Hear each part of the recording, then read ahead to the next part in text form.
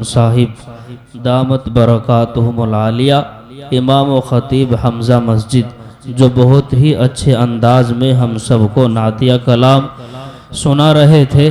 اللہ تبارک و تعالی پیارے حبیب جناب محمد الرسول اللہ صلی اللہ علیہ وسلم کا سچا عشق ہم سب کو نصیب فرمائے۔ بھئی اس لیے کہ یہ عشق جو ہے یہ حضور پاک کا عشق ہی ہمارے کام آئے گا کہ محمد سے وفاتوں نے تو ہم تیرے ہیں، کہ محمد سے وفاتوں نے تو ہم تیرے ہیں۔ یہ جہاں کیا چیز ہے، لوح و قلم سب تیرے ہیں، اور محمد کی محبت دین حق کی شرط اول ہے۔ محمد کی محبت دین حق کی شرط اول ہے، اسی میں ہو اگر خامی تو سب کچھ نامکمل ہے۔ تو سب سے پہلے حضور پاک کا عشق یہاں سینے میں بسانا پڑے گا، تبھی جا کر کے اللہ کی محبت حاصل ہوگی۔ نبی کی محبت سینے میں آئے گی تو اللہ کی محبت حاصل ہوگی، اور یہ بات تو اللہ نے خود قرآن میں ارشاد فرما دی، قُلْ إِن كُنْتُمْ تُحِبُّونَ اللَّهَ فَاتَّبِعُونِي، اے نبی کہہ دیجئے اگر آپ اللہ کا محبوب بندہ بننا چاہتے ہو، فَاتَّبِعُونِي، تو میری یعنی محمد کی اتباع کیجئے۔ اس کا صلہ کیا ملے گا؟ یغفر لکم ذنوبکم یحببکم اللہ، اللہ بھی تم سے محبت کرنے لگے گا اور اس کے صلے میں تمہارے گناہوں کو بھی بخش دے گا، معاف کر دے گا۔ واللہ غفور الرحیم، اللہ بہت بخشنے والا اور رحم کرنے والا ہے۔ اسی کے ساتھ ساتھ میں یہ بات بھی عرض کر دوں، آپ حضرات جب یہ مائک پہ آئے، شعراء حضرات یا قرآن کریم کی تلاوت کرنے والے، تو بالکل لٹے پٹے نہ بیٹھا کرو، ان کی حوصلہ افزائی بھی کر دیا کرو، کیونکہ لوگ اپنا قیمتی وقت چھوڑ کر کے آپ حضرات کو سناتے ہیں۔ اب یہ کوئی مشین تو ہے نہیں کہ بٹن دبانے سے سٹارٹ ہو جاتی ہے اور بٹن دباؤ تو بند ہو جاتی ہے۔ اپنا گلا ہے، اپنی آواز ہے، انہوں نے اس کے اوپر محنت کی ہے، اللہ نے ان کو ہمارے سامنے کھڑا کر دیا۔ آپ بھی محنت کریں گے، اللہ آپ کو بھی کھڑا کر دے گا۔ نئی محنت ہو رہی ہے تو یہ محبت ہی کام آ جائے گی، یہ محبت ہی ان کے حوصلوں کو بلند کرنا، بڑھاوا دینا۔ بہرکیف جس مقصد کے لیے ہماری یہ محفل جمائی گئی ہے، وہ ہمارا مقصد ہے کہ کچھ دینی معلومات آپ حضرات کی خدمت میں پیش کرا دی جائے۔ تو لیجئے، اب ہماری فہرست میں بہت سارے علماء کرام اور اکثر ان میں سے تشریف فرما ہے۔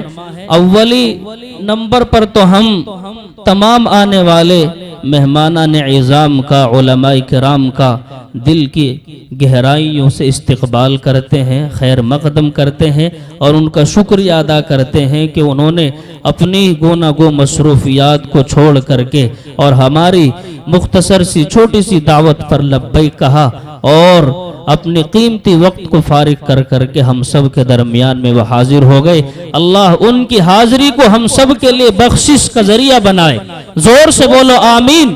اللہ ان سب کی حاضری کو ہم سب کے لیے سعادت کا ذریعہ بنائے، اللہ اس محبت کو جنت کے داخلے کا ذریعہ بنائے، آمین۔ تو لیجئے، آپ کی دینی پیاس، علمی پیاس اور خطابتی پیاس بجھانے کے لیے میں آپ حضرات کی خدمت میں پیش کر رہا ہوں مقرر شعلہ بیاں اور ہم سب کے مہمان خصوصی جناب حضرت مولانا مفتی عقیل الرحمن صاحب سیوہاروی۔ میں بہت ادب اور احترام کے ساتھ میں حضرت سے درخواست کروں گا، حضرت تشریف لائے اور اپنی قیمتی نصیحتوں سے ہم سب کو محظوظ فرمائے۔ ان الفاظ کے ساتھ میں حضرت کو دعوت دوں گا۔ بڑے شیریں زباں بھی ہیں، بڑے ہیں خوش بیاں حضرت، بڑے شیریں زباں بھی ہیں، بڑے ہیں خوش بیاں حضرت، بڑے اخلاق کے پیکر ہیں، رحمت کے نشاں حضرت، وہ ہماری بزم میں آئے، مبارک ہو کہ وہ ہماری بزم میں آئے، مبارک ہو، یقیناً اپنی خاطر ہے دلوں کا صاحبہ حضرت۔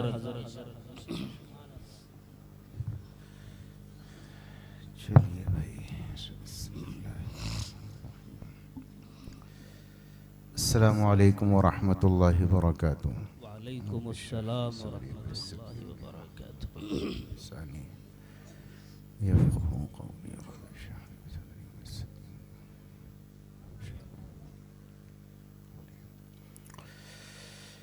الحمد للہ الحمد لله الذي خلق الإنسان من نطفة. الحمد لله الذي ليس كمثله شيء وهو السميع البصير. نحمده ونستعينه ونستغفره ونؤمن به ونتوكل عليه، ونعوذ بالله من شرور أنفسنا ومن سيئات أعمالنا. من يهده الله فلا مضل له ومن يضلله فلا هادي له. ونشهد أن لا إله إلا الله وحده لا شريك له. ونشهد أن سيدنا وسندنا وحبيبنا وشفيعنا وإمامنا وسندنا وهادينا ومرشدنا ونبينا ورسولنا وأفضلنا ومتاعنا ومكرمنا ومحترمنا وأولانا ومولانا محمدا عبده ورسوله، لا رسول بعده ولا رسالة بعده، لا نبي بعده ولا نبوة بعده. أرسله الله بالحق بشيرا ونذيرا وداعيا إلى الله بإذنه وسراجا منيرا. وصلى الله تبارك وتعالى عليه وعلى آله وأصحابه وأزواجه وذرياته وبارك وسلم تسليما كثيرا.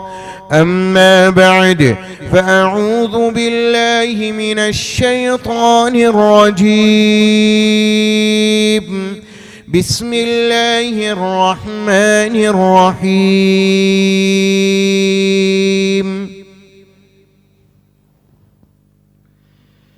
يا أيها الناس قد جاءتكم موعظة من ربكم وشفاء لما في الصدور وهدى ورحمة للمؤمنين. قل بفضل الله وبرحمته فبذلك فليفرحوا هو خير مما يجمعون. وقال الله تبارك وتعالى: والذين جاهدوا فينا لنهدينهم سبلنا وإن الله لمع المحسنين. وقال الله تبارك وتعالى: ما آتاكم الرسول فخذوه وما نهاكم عنه فانتهوا. صدق الله العلي العظيم.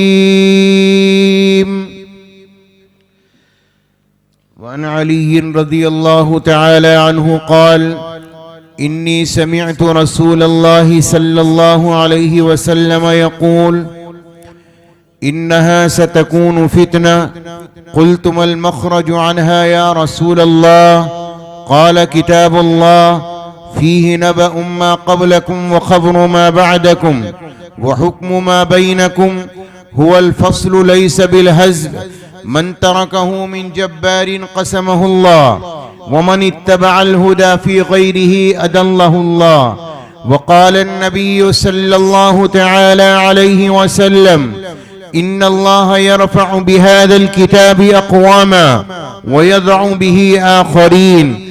وقال النبي صلى الله تعالى عليه وسلم: يا أبا سفيان، جئتكم بكرامة الدنيا والآخرة وجعل الذلة والصغار على من خالف أمري أو كما قال النبي صلی اللہ تعالی علیہ وسلم. درود شریف پڑھ لیجئے ایک مرتبہ. اللہم صلی علی سیدنا و مولانا وعلی آل سیدنا و مولانا. عزت و احترام کے مستحق صدر محترم اکابر علماء کرام، محبتوں کے مستحق بزرگوں، نوجوانوں، پیارے بچوں،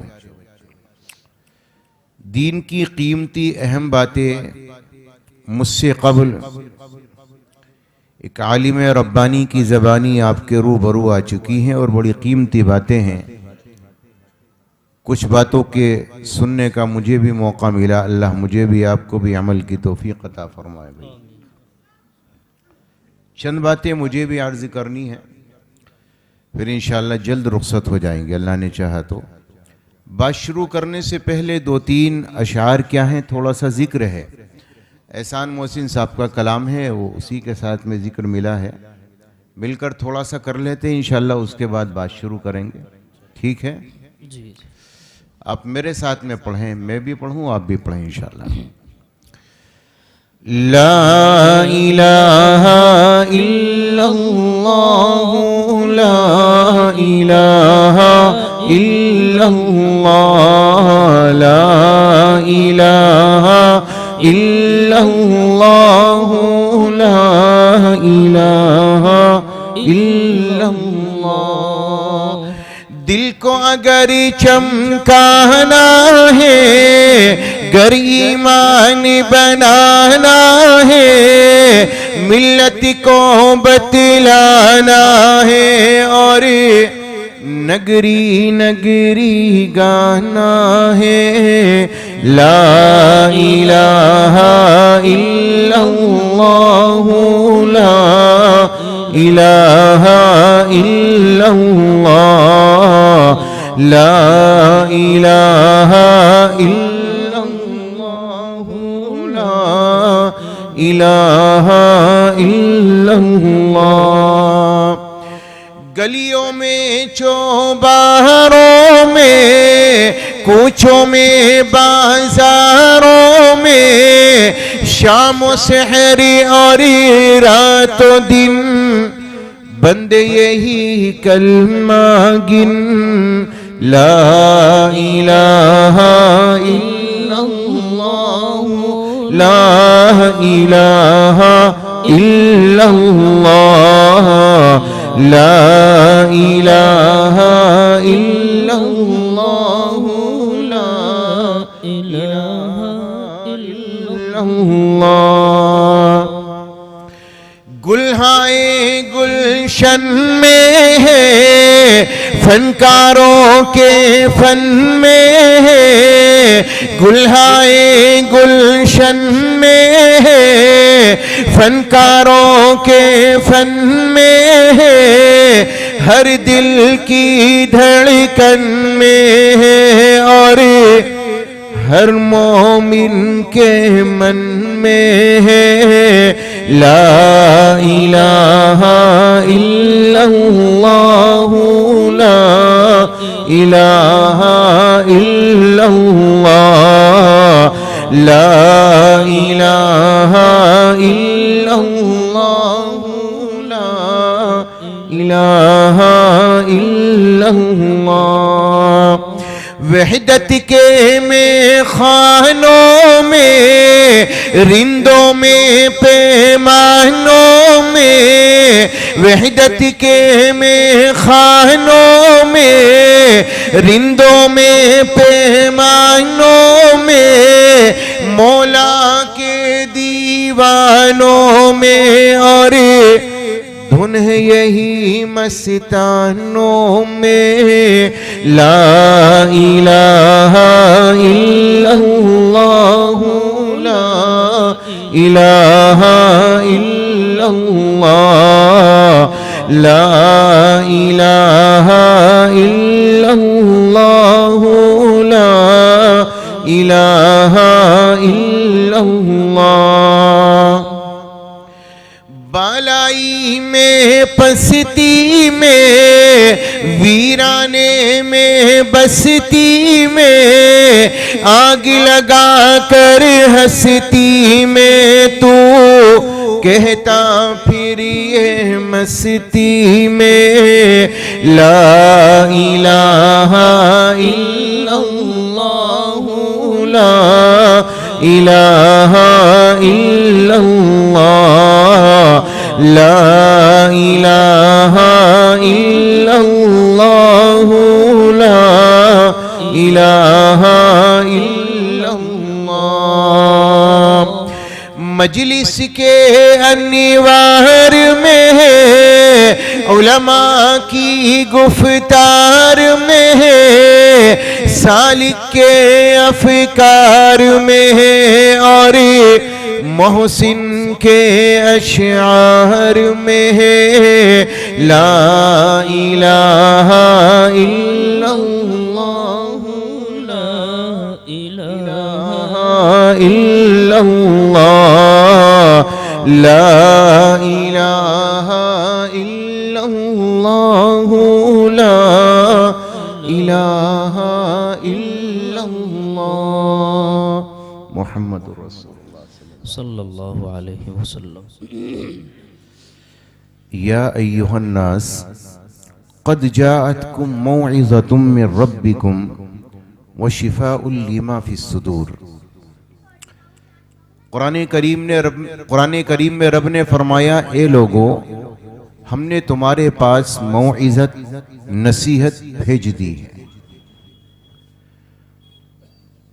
اللہ تبارک و تعالی کی طرف سے تمہارے رب کی طرف سے موعظت اتر چکی ہے نصیحت آ چکی ہے قرآن تمہارے پاس آ چکا ہے وہدا وشفاء لما فی الصدور اللہ تعالیٰ نے اس کتاب کو اس موعظت کو اس قرآن کو شفا کا ذریعہ بنایا جو دلوں میں روگ پیدا ہوتے ہیں دلوں میں بیماریاں پیدا ہوتی ہیں دلوں کے اندر جو کدورتیں پلتی ہیں جو حسد پلتے ہیں دلوں کی تمام تر بیماریوں کے لیے اللہ نے اس قرآن کو اس کتاب کو اللہ نے شفا بنا کر اتارا اور میرے رب نے فرمایا وہدا ورحمت للمؤمنین اللہ نے اسے ہدایت بنا کر اتارا ان ھذا القرآن یہدی للتی ہی اقوم اللہ تبارک و تعالی نے اسی قوم کے لیے اسے ہدایت بنایا کہ جو قوم دنیا میں سنورنا چاہتی ہے جو قوم سیدھے راستے پر چلنا چاہتی ہے میرے رب نے فرمایا وہدا ورحمت للمؤمنین اللہ نے ایمان والوں کے لیے اسے رحمت بنا کر اتارا کل قیامت کے میدان میں اس کا مظہر ہوگا اور میرے رب نے فرمایا قل بفضل اللہ وبرحمتہ فبذلک فلیفرحوا اللہ کے نبی سے کہا گیا اے نبی آپ دنیا والوں سے کہہ دو اللہ تبارک و تعالیٰ کے فضل اللہ کی رحمت کاملہ کا مظہر عتم اللہ نے جتنے انعام تم پر کیے ہیں اللہ نے جتنی رحمتیں تم پر نازل کی ہیں اللہ نے جتنے اکرام تمہیں عنایت کیے ہیں میرے رب نے فرمایا اللہ کا سب سے بڑا کرم اللہ کی سب سے بڑی عنایت اللہ کا سب سے بڑا فضل یہ ہے کہ رب نے تمہیں اپنے قرآن کریم کی دولت سے نواز دیا میرے رب نے فرمایا الرحمن علم القرآن خلق الانسان علمہ البیان اللہ نے فرمایا اللہ کی رحمت کاملہ کا مظہر عتم ہے رب نے تمہارے پاس اپنی کتاب اپنا قرآن بھیج دیا بے شک فَبِذَلِكَ فَلْيَفْرَحُوا تو اب جو بات آگے اللہ نے بیان کی ہے ذرا اسے کان لگا کر سننا رب نے فرمایا لوگو اگر قرآن تمہیں مل جائے قرآن کی آیتیں تمہیں نصیب ہو جائیں قرآن سے تمہارا تعلق ہو جائے قرآن سے وابستگی ہو جائے قرآن والوں سے تعلق ہو علم والوں سے تعلق ہو قرآن پڑھنے پڑھانے والوں سے محبت کا معاملہ ہو فَبِذَلِكَ فَلْيَفْرَحُوا اللہ کہتا ہے کسی بھی درجے میں اگر تمہیں میرے قرآن سے کوئی تعلق ملتا ہے تو یہ خوشی منانے کی بات ہے فَبِذَلِكَ فَلْيَفْرَحُوا اس پر خوشیاں مناؤ ہوا خیر مما یجمعون دنیا کی جتنی دولتیں جاہو جلال اکھٹے کرتے ہو سب سے بہتر یہ ہے کہ قرآن کو اپنے سینے میں جمع کرو اگر رب نے قرآن دے دیا سب کچھ عنایت کر دیا. اب تاجدار مدینہ امام الانبیاء کا ایک فرمان عالیہ جس کا میں نے خطبے میں سہارا لیا وہ میں آپ کو بتانا چاہتا ہوں. میرے پیارو، قرآن کریم آج آپ کے پاس ہے. قرآن کریم اللہ کی لازوال کتاب، اللہ نے جسے ہدایت بھی بنایا، اللہ نے جسے رحمت بھی بنایا، اللہ نے عزت کا ذریعہ بنایا، اللہ نے کامیابی جسے بنا کر اتارا. افسوس کی بات یہ ہے کہ جسے یہ کتاب دی گئی تھی آج وہ ذلت کے غار میں نظر آتا ہے، جبکہ نبی پاک علیہ السلام نے فرمایا، علی راوی ہیں فرماتے ہیں جناب رسول اللہ صلی اللہ علیہ وسلم کو میں نے یہ فرماتے ہوئے سنا. اللہ کے نبی نے فرمایا انہا ستکون فتنہ، علی ان قریب ایسا زمانہ آئے گا کہ فتنے بڑے ظاہر ہوں گے. کوشش کریں گے تمہارے ایمان کو اچک لیں، کوشش کریں گے تمہارے اسلام کو چھینے، کوشش کریں گے تمہیں روکے اسلام سے، کوشش کریں گے تمہیں ایمان سے ہٹا دیں. کبھی کوئی فتنہ ظاہر ہوگا، کبھی کوئی فتنہ ظاہر ہوگا. تاجدار مدینہ امام الانبیاء محمد رسول اللہ نے جب یہ فرمایا تو علی نے یہ سوال نہ کیا یا نبی اللہ یہ فتنے کہاں سے آئیں گے اور کس لیے آئیں گے اور کیوں آئیں گے، بلکہ میرے آپ کے آقا سے حضرت علی نے معلوم کیا مل مخرج عنہا یا رسول اللہ، آقا مجھے یہ بتاؤ میں ان فتنوں سے بچوں گا کیسے، میرے لیے نکلنے کا راستہ بتا دو، میں بچنا چاہتا ہوں، فتنے آئیں تو میرے اوپر اثر انداز نہ ہو. تاجدار مدینہ امام الانبیاء نے یہ نہیں فرمایا علی تو نمازیں پڑھے گا تو بچ جائے گا، یہ نہیں فرمایا اللہ کے راستے میں جہاد کرے گا تو بچ جائے گا، تہجد پڑھے گا تو بچ جائے گا. کتنی پیاری بات میرے اور آپ کے آقا نے بیان فرمائی. کان کھول کر سن لینا اور اپنے دل و دماغ پر اس کو بٹھا لینا. تاجدار مدینہ نے جملہ کیا بیان کیا، میرے آپ کے آقا نے ارشاد فرمایا علی اگر فتنوں سے بچنا چاہتے ہو، اے علی اگر دنیا کے تمام فتنوں کا مقابلہ کرنا چاہتے ہو اور اب چاہتے ہو کہ اللہ تمہیں کسی فتنے میں مبتلا نہ کرے، تو میرے آپ کے آقا نے فرمایا قال کتاب اللہ، اللہ کے قرآن کو تھامے رکھنا، کوئی فتنہ اثر نہیں کرے گا. قال کتاب اللہ، اگر قرآن تمہارے پاس ہوا، اللہ کی کتاب تمہارے پاس ہوئی، اللہ کے قرآن تمہارے سینوں میں جمع ہوا، تمہارا تعلق قرآن والوں سے رہا، تو میرے آپ کے آقا نے فرمایا قال کتاب اللہ، اگر اللہ کی کتاب ہوگی تو یاد رکھیے گا کوئی فتنہ تمہارے اوپر اثر نہیں ڈالے گا، اللہ تمہیں فتنوں سے بچا لے گا. آگے نبی نے فرمایا فیہ نبأ ما قبلکم وخبر ما بعدکم وحکم ما بینکم، اگلی پچھلی ساری خبریں ہیں، اللہ نے اسے فیصل بنا کر اس کتاب کو اتارا ہے. اور میرے رب نے بیان فرمایا، میرے نبی نے بیان فرمایا من ترکہ من جبار قسمہ اللہ، اگر کوئی عناد کی بنا پر، اپنی سرکشی کی بنا پر اللہ کے قرآن کو چھوڑے گا، اندازہ لگائیے گا کہ نبی نے کیا بیان فرمایا، من ترکہ من جبار، اپنی عناد کی بنا پر، سرکشی کی بنا پر، اپنی بڑائی کی بنا پر، دولت کے نشے میں، دنیا کے عہدوں کے نشے میں، دنیا کے مال کے لالچ میں، یا دنیاوی کسی غرض کی وجہ سے اللہ کے قرآن کو اگر چھوڑے گا، نبی نے فرمایا قسمہ اللہ، اللہ اسے پیس کر رکھ دے گا، اللہ اسے پیس کر رکھ دے گا، اس کا کوئی ٹھکانہ نہ ہوگا. اور فرمایا وَمَنِ اتَّبَعَ الْهُدَى فِي غَيْرِهِ أَضَلَّهُ اللَّهُ، میرے آپ کے نبی نے فرمایا قرآن سے ہٹ کر ہدایت تلاش کرنا چاہو گے تو میری امت کے لوگوں قرآن سے ہٹ کر تمہیں کبھی ہدایت نہیں مل سکتی. قرآن تمہارے لیے ہدایت بنا کر اتارا ہے، اس کے علاوہ تم چاہو کہ میں نیا راستہ بنا کر قرآن سے ہٹ کر چلوں، اور قرآن کوئی شے نہیں ہے. اللہ کی قسم قرآن سب سے اعلیٰ ہے. اللہ کے نبی کو رب نے قرآن کریم عنایت کیا اور یہ فرمایا قُلْ بِفَضْلِ اللَّهِ وَبِرَحْمَتِهِ، اللہ کی رحمتیں بڑی ہیں لیکن سب سے بڑی رحمت محمد یہ ہے کہ ہم نے تمہیں اپنا قرآن دے دیا، آپ کی امت کو اپنا قرآن دے دیا. اگر آپ کی امت قرآن کو سنبھالے گی، اسے اپنے دامنوں میں بسائے گی، قرآن کے پڑھنے والی بنے گی، قرآن کو سمانے والی بنے گی، اللہ دنیا میں عزت عطا فرمائے گا، اللہ آخرت میں عزت عطا فرمائے گا. امام احمد ابن حنبل رحمۃ اللہ علیہ نے، لوگ سمجھتے ہیں کہ آج دنیا کے اندر کامیابی شاید کسی اور راستے سے مل جائے، نہیں مل سکتی۔ امام احمد ابن حنبل رحمۃ اللہ علیہ اللہ کو خواب میں دیکھا، بار بار زیارت کی، ہر مرتبہ معلوم کیا مولا تیرے قریب آنا چاہتا ہوں، تیری قربت چاہتا ہوں، مولا اپنے قریب کر لے۔ آواز آتی ہے احمد میرے قرآن کو پڑھتا جا، اللہ کی بارگاہ میں درجات کو حاصل کرتا جا، اور میرے آپ کے نبی کا فرمانے عالی ہے، میرے آپ کے آقا نے ارشاد فرمایا اللہ کے دربار عالیہ میں کسی بھی ذکر سے، کسی بھی چیز سے تم اتنا تقرب حاصل نہیں کر سکتے جتنا کہ اللہ کے قرآن سے کر سکتے ہو۔ اللہ کے قرآن والے اللہ کے خاص لوگ ہیں، اللہ کے قرآن والے اللہ کے گھر کے بندے ہیں، اللہ کے قرآن کے پڑھنے والے اللہ کے خاص لوگ ہیں۔ تاجدار مدینہ امام الانبیاء محمد الرسول اللہ نے فرمایا اگر کوئی آدمی اپنے آپ کو اللہ کے قرآن سے جوڑ کر رکھے، قرآن کی تلاوت کرنے والا ہو، قرآن پر عمل کرنے والا ہو، قرآن کو سمجھنے والا ہو، میرے آپ کے نبی نے ارشاد فرمایا اللہ کے گھر کا خاص بندہ ہے، اس سے آگے درجہ کسی کو مل ہی نہیں سکتا۔ تہجد پڑھنے والے کو بھی نہیں، قرآن پڑھنے والے کو جو درجہ ملے گا وہ کسی مجاہد کو بھی نہیں ملے گا،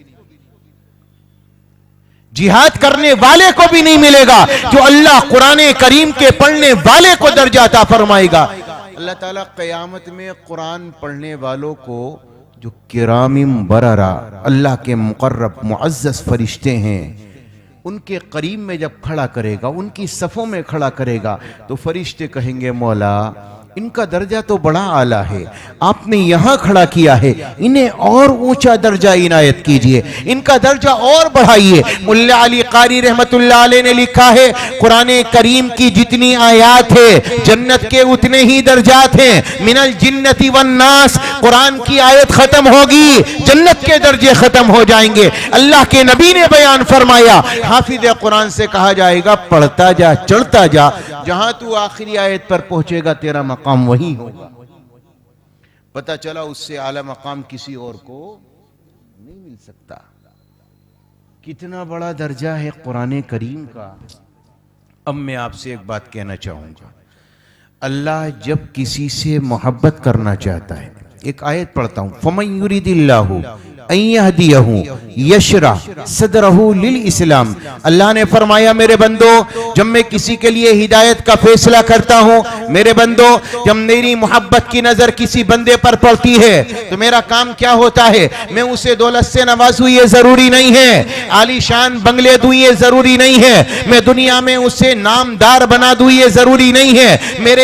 میرے رب نے بیان فرمایا ان یہدیہ یشرح صدرہ للاسلام، میں سینہ کھولوں گا، اسلام کی محبت ڈالوں گا، قرآن کی محبت ڈالوں گا، قرآن والوں کی محبت ڈالوں گا۔ اگر تمہارے سینے قرآن کی محبت سے لبریز ہیں، اگر تمہارے سینوں میں قرآن والوں کی محبت پلتی ہے، میرے اللہ نے فرمایا یہ اللہ کی محبت کی نشانی۔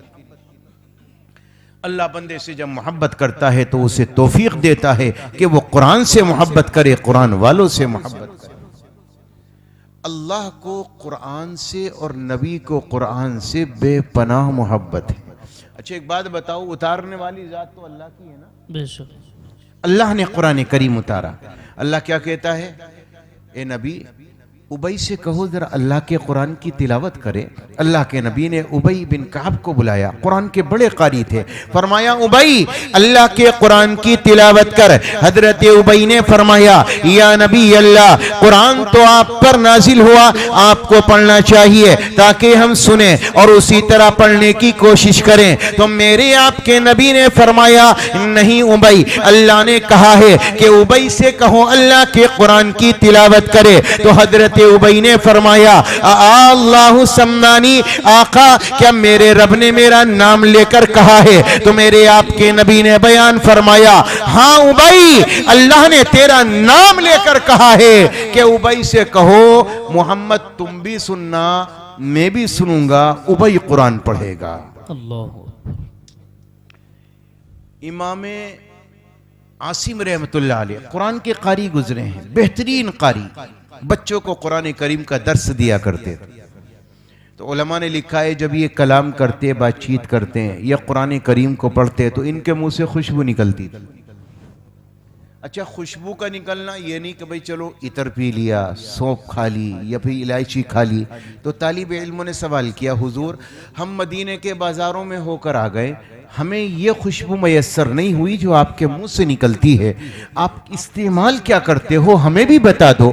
آپ نے فرمایا بچوں تمہارا وہم ہے، میں کچھ استعمال نہیں کرتا۔ ایک دن ایک طالب علم تنہائی میں آیا اور آ کر لے کر بیٹھ گیا، کہنے لگا حضور بتانا ہوگا آپ استعمال کیا کرتے ہو۔ کہنے لگے میرے بچے میری تمنا تھی میرا راز کسی کے سامنے ظاہر نہ ہو، میرا راز کسی کے سامنے نہ کھلے، لیکن ہاں میں نے ایک دن قرآن کریم پڑھا کر اپنے حجرے میں چلا گیا، مسجد نبوی میں چلا گیا۔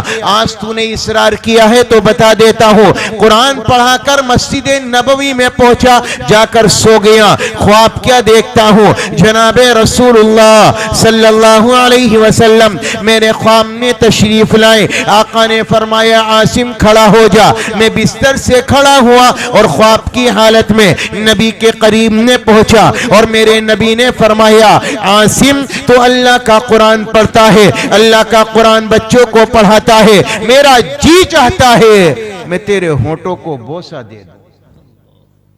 فرماتے عاصم خواب میں نبی نے اپنے لبوں کو میرے لبوں پر رکھا، اپنے ہونٹوں سے میرے ہونٹوں کو چوما۔ جب سے نبی نے خواب میں ہونٹ چومے ہیں میرے منہ سے خوشبو برابر نکلتی ہے۔ سبحان اللہ۔ کیا مقام ہے ان پڑھنے پڑھانے والوں کا بھائی؟ جناب رسول اللہ صلی اللہ علیہ وسلم آ کر جن کے لبوں کو چومے ان کی عظمتیں کہاں، ان کا مقام کہاں، ان کا ٹھکانہ کہاں؟ اندازہ لگائیے، تاجدار مدینہ امام الانبیاء محمد رسول اللہ سے کہا گیا قل بفضل اللہ وبرحمتہ فبذالک فلیفرحوا هو خیر مما یجمعون۔ جو کچھ جمع کرتے ہو سب سے اعلیٰ یہ ہے کہ بندہ اپنے سینے میں قرآن جمع کرے، قرآن سے محبت کرے، قرآن والوں سے محبت کرے۔ تاجدار مدینہ امام الانبیاء محمد رسول اللہ صلی اللہ علیہ وسلم نے کیا ارشاد فرمایا؟ قرآن سے محبت کرنا، قرآن کریم پڑھنے پڑھانے والوں سے محبت کرنا آقا کا فرمان ہے، یہ اللہ کی محبت کی نشانی ہوا کرتی ہے۔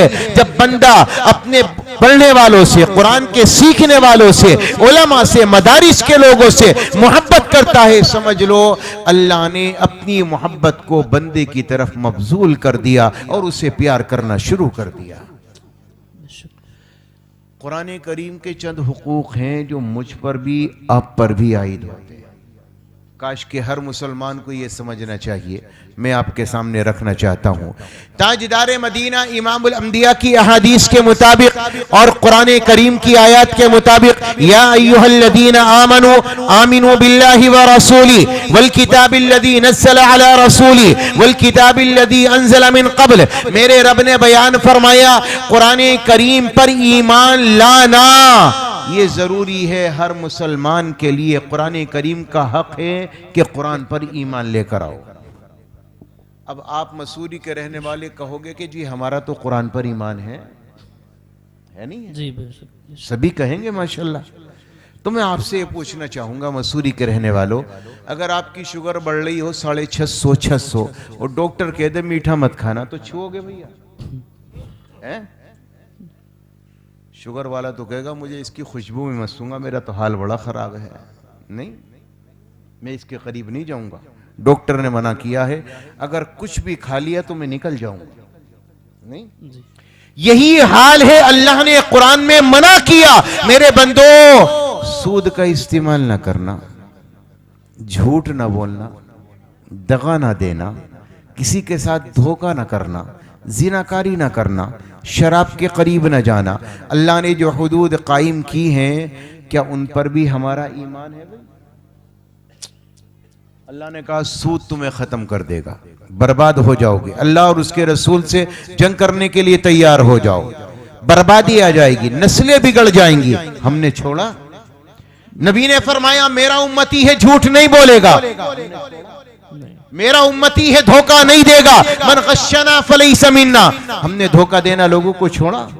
نبی پاک علیہ السلام نے قرآن نے منع کیا زنا کے قریب نہ جاؤ, یہ سب سے برا عمل ہے, یہ فحاشی ہے, اللہ کو پسند نہیں ہے, اللہ کی نظر سے گر جاؤ گے. ہم نے چھوڑی. اللہ نے منع کیا شراب نہ پینا. بھائی شراب نہ پینا, یہ گناہوں کی اماں ہے, جڑ ہے یہ گناہوں کی, اس سے گناہ جنم لیتے ہیں. اس کا پینے والا کبھی پلٹا نہیں کرتا. ہم نے کبھی چھوڑا؟ اپنے نوجوان بچوں کو دیکھو, 50% نہیں, ہمارا نوجوان بچہ تقریباً 60-70% شراب میں مبتلا. ہم نے اس شراب کو چھوڑا؟ کبھی نہیں چھوڑا. اگر قرآن کریم پر ایمان ہوتا تو ان باتوں پر بھی ایمان ہوتا کہ ہمیں زنا نہیں کرنا, شراب نہیں پینی, ہمیں سود نہیں لینا, جھوٹ نہیں بولنا, دھوکہ نہیں دینا. اس کا پہلا حق یہ ہے کہ قرآن کریم پر عمل کرنے والے بن جاؤ. نمبر 2, قرآن کو اچھی آواز سے پڑھنے والے بنو. نبی نے فرمایا من لم یتغن بالقرآن فلیس منا. جو قرآن کو اپنی آواز سے مزین نہیں کرتا وہ ہم میں سے نہیں. اور میرے آپ کے نبی نے فرمایا زینوا القرآن باصواتکم فإن الصوت الحسن یزید القرآن حسنا. اپنی آواز سے قرآن کو مزین کر کے پڑھا کرو, اس لیے کہ اچھی آواز سے قرآن کا پڑھنا یہ اس کے حسن میں دوبالا اس کے حسن کو دوبالا کر دیتا ہے. نبی پاک علیہ السلام نے فرمایا قرآن کریم کو صحیح پڑھنا, اچھی آواز کے ساتھ پڑھنا, یہ دوسرا حق ہے کہ قرآن کریم کو صحیح اور اچھی آواز سے پیش کیا جائے. اب ہم اگر کہیں آپ سے کہ بھئی قرآن کو صحیح پڑھو تو سورہ فاتحہ بھی صحیح نہیں ہے صحیح, جو صورت نماز میں پڑھی جاتی ہے وہ بھی صحیح نہیں ہے. اللہ کے واسطے یہ قرآن کا دوسرا حق ہے قرآن کو صحیح پڑھنا. نمبر 3, قرآن کریم پر عمل کرنا, قرآن کریم کو سمجھنا, سمجھ کر پڑھنا. نمبر 4, قرآن کریم پر عمل کرنا. اور نمبر 5, ساری دنیا کے لوگوں تک اس کو پہنچانے کی کوشش اور نیت کرنا. یہ قرآن کریم کے حقوق ہیں جو مجھ پر بھی, آپ پر بھی, پوری امت پر ضروری ہے. یہ ہر مسلمان پر ضروری ہے, خالی عالم پر نہیں, خالی مولوی پر نہیں, بلکہ ہر امتی کا ذمہ ہے کہ قرآن کریم پر ایمان لائے, قرآن کریم کو سمجھے, قرآن کریم کو صحیح پڑھے اور قرآن کریم پر عمل کرنے والا بنے, اور کسی بھی درجے میں قرآن کو دنیا کے لوگوں تک پہنچانے کی کوشش کرے. اچھا اب بتاؤ, ہم کوشش کرتے ہیں بھائی؟ اب آپ کہو گے جی ہم سے تو پڑھنا ہی نہیں آتا تو پہنچائیں گے کیسے؟ تو اللہ نے اس کے لیے بھی آپ کو سبیل نکال کر دے دی. آپ سے قرآن پڑھنا نہیں آتا, قرآن سے جڑ جاؤ, قرآن والوں سے جڑ جاؤ. اللہ نے تمہیں مال دیا ہے, قرآن کریم پر خرچ کرو, قرآن پڑھنے پڑھانے والوں کا تعاون کرو. نبی پاک علیہ السلام کا فرمان عالی ہے قرآن سیکھو, قرآن کریم کو سکھاؤ. او مستمعا, یا قرآن کریم کے سننے والے بنو. او محبا, یا قرآن کریم سے محبت کرنے والے بنو. اللہ نے مال دیا ہے تو تعاون کرو. اللہ نے تمہیں مالدار بنایا ہے, مال کے قابل بنایا ہے, دینے کے قابل بنایا ہے, قرآن پر خرچ کرنے والے بنو. بہترین مال وہ ہے جو اللہ کے قرآن کریم کی اشاعت پر خرچ ہو. اور نبی نے فرمایا 5ویں نہ بننا, علماء کی برائی نہ کرنا, مدارس کی برائی نہ کرنا, پڑھنے پڑھانے والوں کی برائی نہ کرنا. اگر ان کی برائی کرو گے, علماء کے پیچھے پڑھو گے, پڑھنے پڑھانے والوں کے پیچھے پڑھو گے, تو اللہ کے نبی کا فتویٰ ہے, یہ میرا فتویٰ نہیں, علماء کا فتویٰ نہیں. نبی نے فرمایا مسلمانوں برباد ہو جاؤ. جو قرآن کے پیچھے پڑھتا ہے اللہ اسے چھوڑتا نہیں ہے. تو اللہ نے مجھے اور آپ کو یہ سنہرا موقع دیا ہے کہ قرآن کریم سے وابستگی کا اظہار کرے, قرآن کریم کو پڑھیں, قرآن کریم کو پڑھائیں, قرآن کریم کو سنیں, قرآن کریم سے محبت کرنے والے بن جائے. اور محبت کا درجہ یہی ہے کہ ہم لوگوں کے پاس اگر مال نہیں ہے تو ان کا تعاون کرے. میں آپ سے ایک گزارش کرنا چاہوں گا, یہ ادارہ ہے الحمدللہ دوبارہ سے بنے گا. یہی جگہ ہے نا, یہی جگہ ہے, یہ دوبارہ سے تعمیر چاہتی ہے. پرانی تعمیر ہوگی یا نہیں ہوگی مجھے نہیں پتا, شاید ہوگی, وہ ختم ہو گئی ہوگی, جو بھی ہے, لیکن یہ دوبارہ تعمیر ہونا ہے. اور یہ رسول اللہ کا گھر ہے, مساجد اللہ کا گھر ہے, اور مدارس یہ جناب رسول اللہ صلی اللہ علیہ وسلم کے گھر ہیں.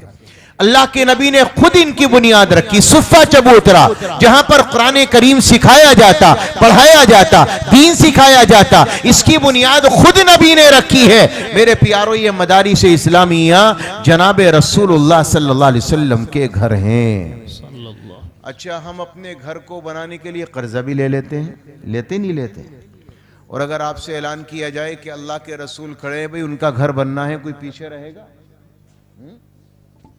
یہ مدارس اسلامیہ قرآن کو پڑھانے کے لیے، قرآن کو پھیلانے کے لیے اور دین کو باقی رکھنے کے لیے اس مدارس اسلامیہ کا قیام کیا جاتا ہے۔ ہم نے آپ سے گزارش کرتا ہوں، یہ مدرسہ بنے گا، اس میں بچے پڑھیں گے، قرآن بڑھے گا، قرآن کی اشاعت ہوگی، آنے والی نسلیں قرآن پڑھیں گی، ثواب آپ کو برابر ملے گا، اسلام پھلے گا، پھولے گا، آپ اس میں شامل ہو جاؤ گے۔ کوئی اللہ کا بندہ آپ نے سے ہے جو کھڑے ہو کر یہ کہے گا جی ٹھیک ہے، میری طرف سے 21,000 روپے مدرسے کے لیے، انشاءاللہ اسے آپ تعمیر کرانا شروع کیجئے۔ کوئی ہے اللہ کا بندہ اپنے سے جلدی وزیر کو بھیجا کہ بازار سے ایک باندی لے کر آؤ۔ وزیر بازار میں پہنچا، ایک کے بجائے 2 لے کر آیا۔ بادشاہ نے کہا ہم نے کہا تھا 1 لے کر آنا، تم 2 کیوں لائے؟ تو وزیر کہنے لگا جی 2 باندی بک رہی تھی، ایک کا رنگ کالا تھا، ایک کا گورا، میں دونوں لے آیا، مرضی آپ کی، آپ جو چاہے پسند کر لو۔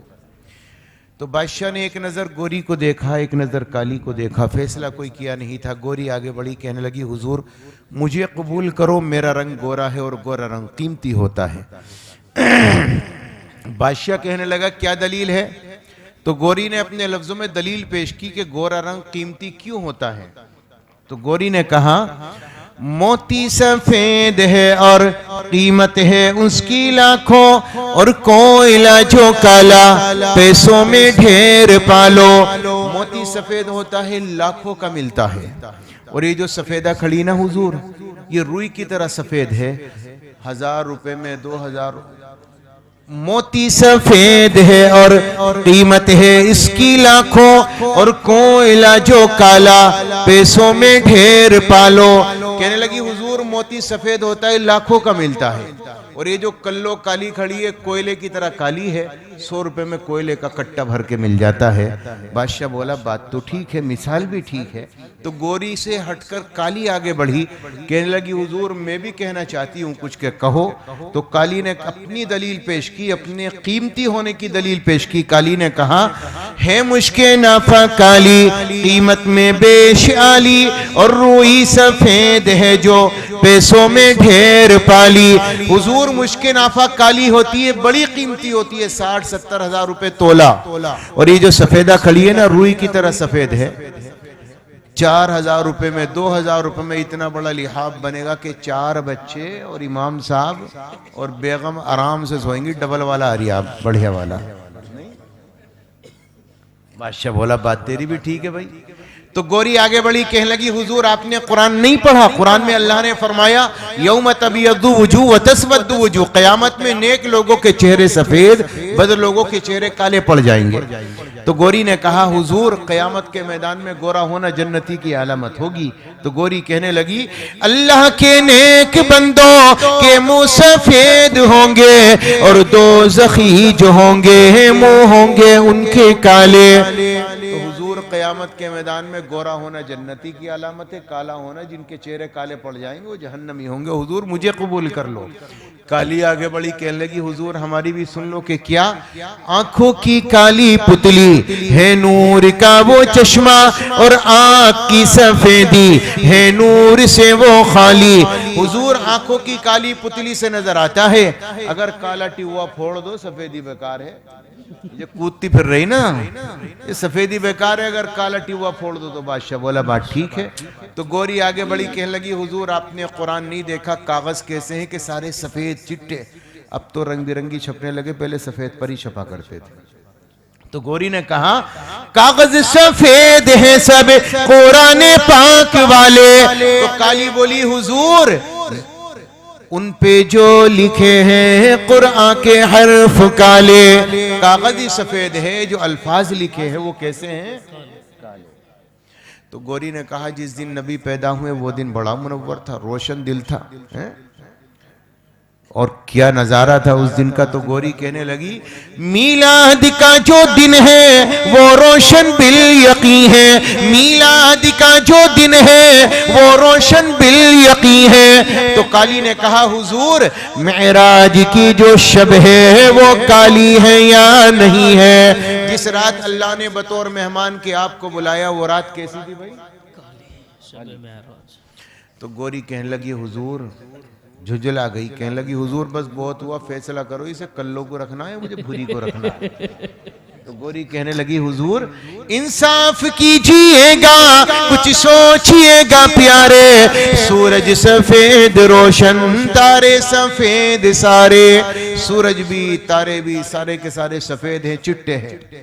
تو کالی آگے بڑی کہنے لگی حضور میں بھی تیار ہوں. کالی نے کہا ہاں سوچئے گا آقا ہے آپ عقل والے, ہاں سوچئے گا آقا ہے آپ عقل والے, کعبے کا غلاف کالا حضرت بلال کالے.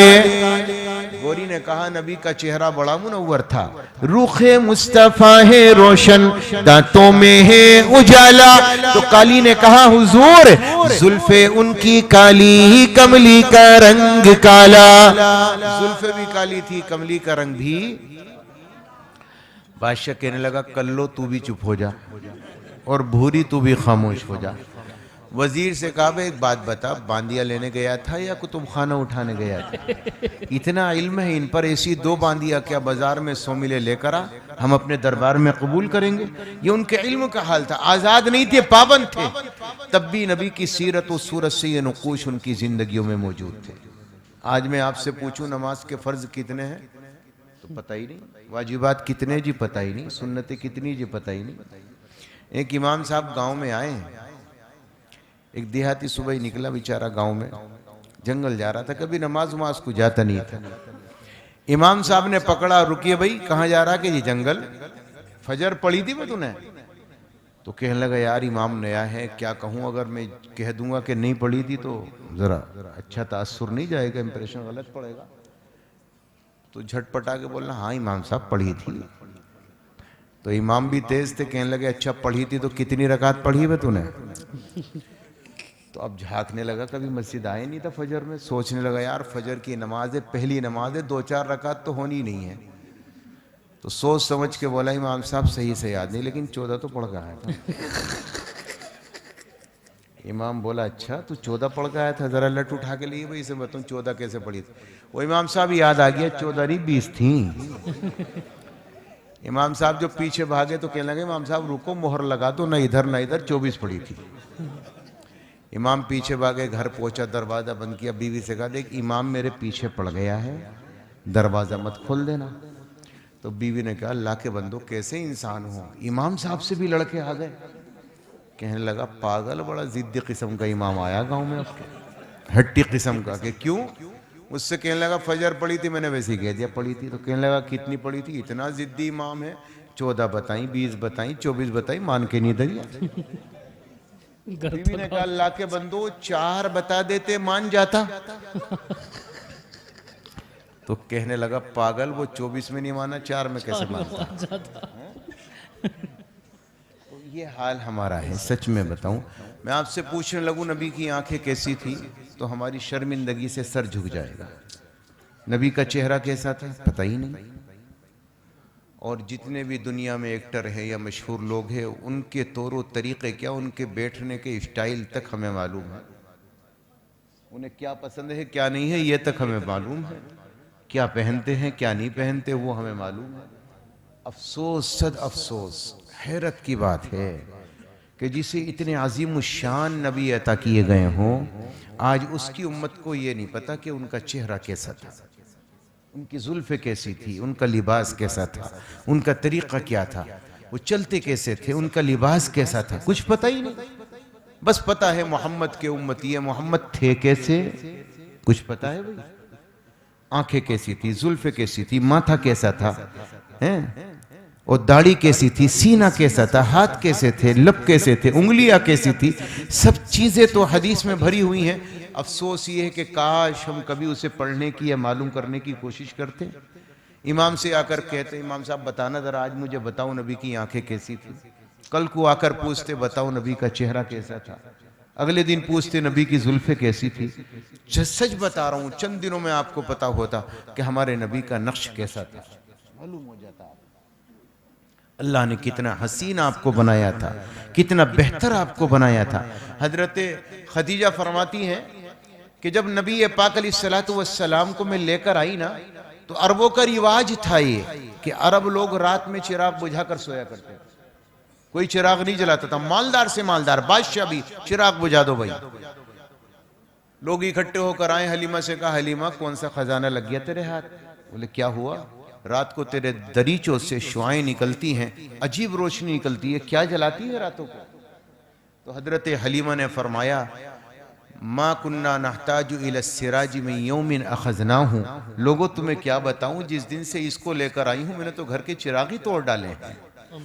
محمد رسول اللہ کو میں نے گھر میں رکھ کر چراغ توڑ دیے ہیں, راتوں کو چراغ جلانے کی ضرورت پیش آتی ہی نہیں ہے. اللہ نے اتنا حسین بنایا تھا.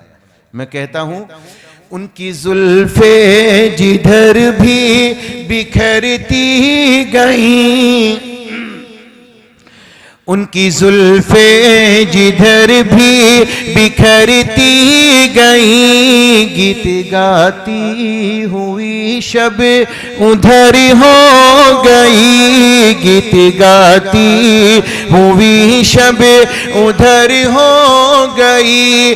اس طرف ہی بہاروں کے رخ پھر گئے, جس طرف بھی نبی کی نظر ہو گئی, جس طرف بھی نبی کی نظر ہو گئی. ان کے آنے کا یارو مزہ آ گیا, ان کے آنے کا یارو مزہ آ گیا. پوری دنیا ہی شیر و شکر ہو گئی, پوری دنیا ہی شیر و شکر ہو گئی. یعلا فرماتے ہیں یعلا بن مرہ, میں ایک دن نبی کے ساتھ تھا تو نبی نے دن میں قیام کی چاہی کہ میں قیام کروں. آپ نے آرام کیا تو میں پہرہ دینے لگا. میں نے دیکھا سامنے بڑا درخت کھڑا تھا, وہ وہاں سے شاخوں کے بل اکھڑ کر آیا, نبی کے قریب میں آ کر کھڑا ہو گیا اور کافی دیر کے بعد اپنی جگہ جا کر نصب ہو گیا. میری حیرت کی انتہا نہ رہی, میں سوچنے لگا یہ خواب ہے یا کوئی جنات ہے. آنکھ کھلی نبی کی, میں نے نبی کو سلام کا ہدیہ پیش کیا اور کہا آقا یہ سامنے والا درخت آیا اور آپ کے قریب میں آ کر کھڑا ہوا, پھر اپنی جگہ جا کر نصب ہو گیا. نبی نے ارشاد فرمایا گھبراؤ نہیں, ہذہ شجرۃ استأذنت ربہا, یہ درخت نے اجازت چاہی تھی اپنے رب سے کہ تیرا لاڈلا آیا ہے, اگر اجازت ہو تو دیدار کراؤ. تو میں نے کہا اس طرف ہی بہاروں کے رخ پھر گئے, جس طرف بھی نبی کی نظر ہو گئی. پیڑ نے اپنا سایہ ادھر کر لیا, پیڑ نے اپنا سایہ ادھر کر لیا.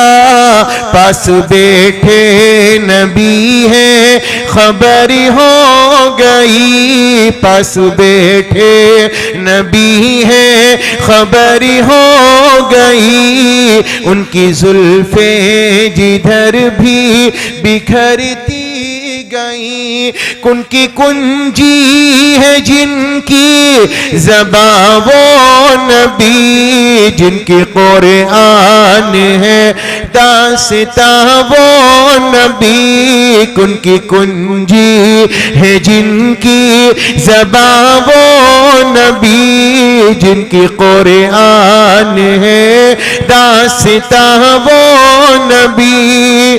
ان کی نظروں کی وسعت کی کیا بات ہے, جب بنی ہم پہ ان کو خبر ہو گئی. ان کی زلفیں جدھر بھی بکھرتی گئیں. اللہ نے اتنا حسین میرے اور آپ کے نبی کو بنایا, کاش کہ ہم لوگ معلوم کرنے والے بنے, پوچھنے والے بنے، پڑھنے والے بنے۔ نبی سے محبت کا تقاضا ہے کہ اپنے نبی کو پڑھنے کی کوشش کرو، معلوم کرو، اپنے علماء سے معلوم کرو۔ کم سے کم اتنی محبت تو ہمارے دلوں میں ہونی چاہیے کہ ہمیں یہ محسوس ہو کہ ہمارے آقا کیا تھے، کیسے تھے۔ اللہ ہمیں یہ توفیق عطا فرما دے، سچی محبت عطا فرما دے۔ وہ فرمان عالی نبی کا جو میں نے پڑھا تھا، آپ کے سامنے رکھ کر بات کا اختتام کرتا ہوں۔